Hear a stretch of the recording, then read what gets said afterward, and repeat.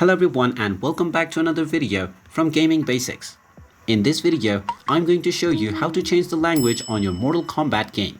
So let's get started right away. If you already have the game installed, then just go ahead and open it up.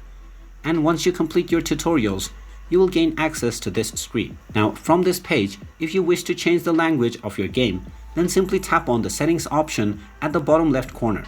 Now from the settings page, scroll down until you find the language option, which is English by default.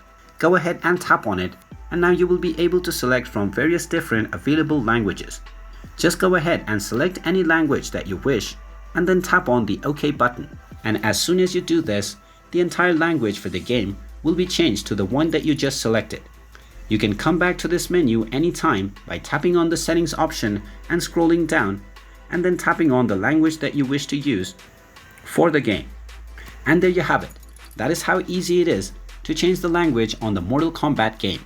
If you find this video helpful, make sure you hit that like button and subscribe to our channel if you haven't done so already.